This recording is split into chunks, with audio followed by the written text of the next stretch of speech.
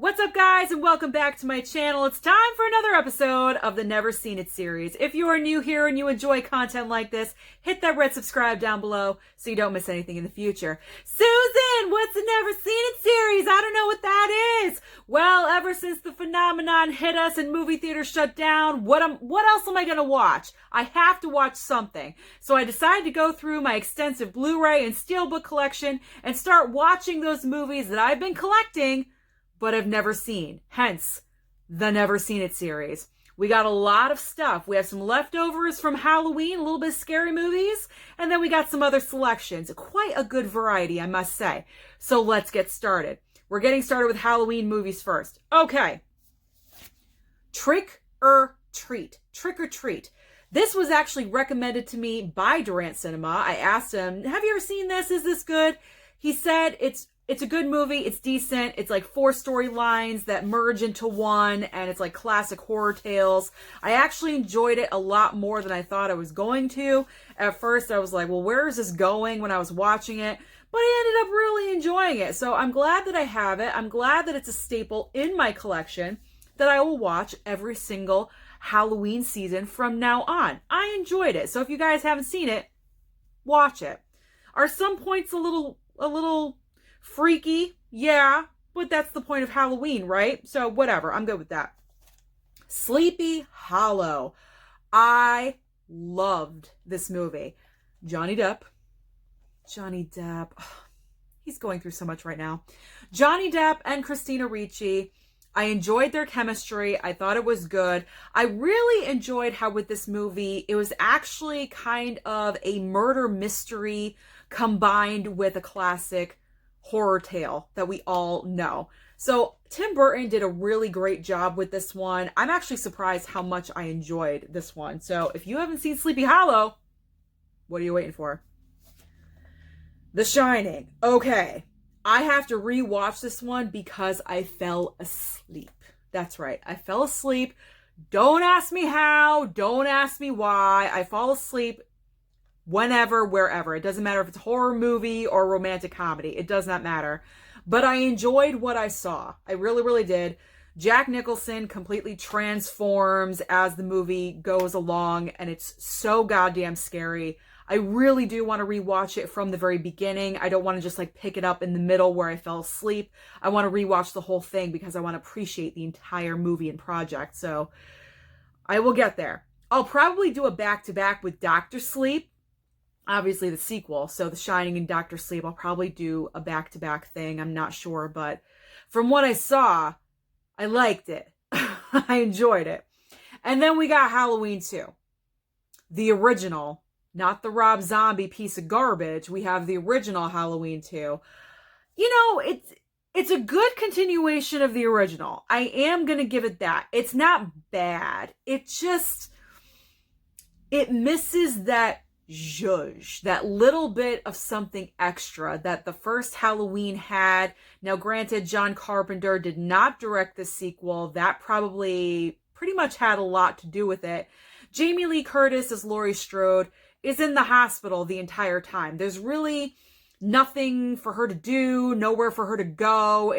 It's just a little bit lackluster, but it's not bad. It's not a bad sequel. It doesn't live up to the full potential that I think it could have, if that makes any sense. You get it. You understand. All right, I watched this one a couple nights ago.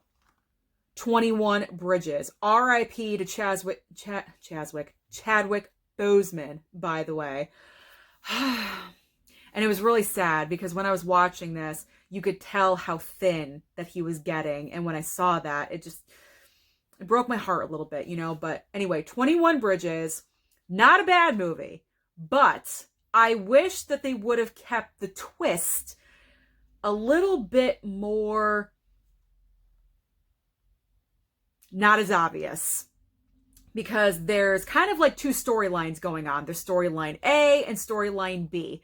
Storyline A kind of wraps up midway through, and then we get to storyline B, and I kind of guessed what storyline B was during storyline A, and I was correct. I was right about it. So if you guys haven't seen 21 Bridges, do I recommend it?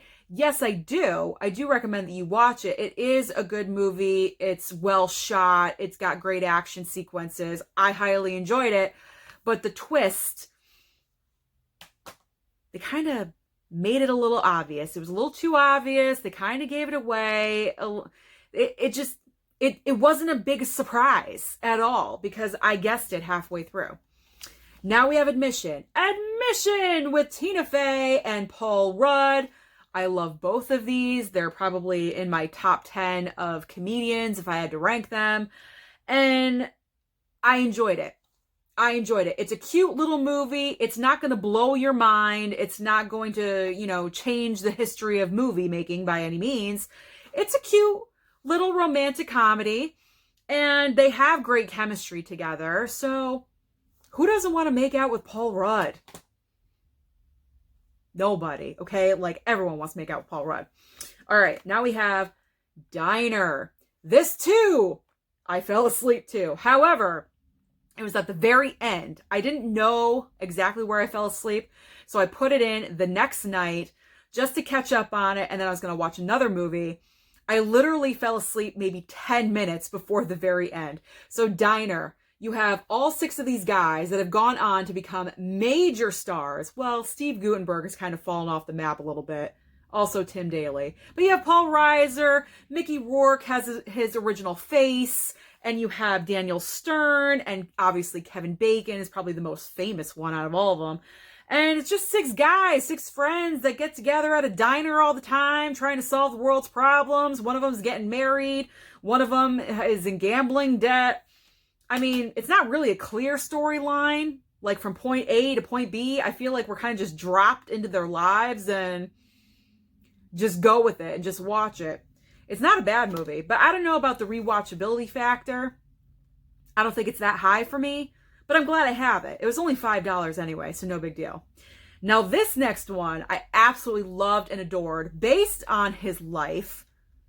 The Big Sick, Kumail Nanjiani. Now, before I watched this, I already loved Kumail Nanjiani. He drew me in from Stuber. Watching Stuber, I thought he was absolutely hilarious. But this made me fall in love with him even more as a comedian, as a husband, just as everything. This is his true life story of how he met his wife. And she got sick right after they started dating. Well, they had a little bit of falling out, a little bit of a breakup. And then she got very, very sick and they could not figure out what was wrong with her. And he stayed with her the entire time with her parents and everything.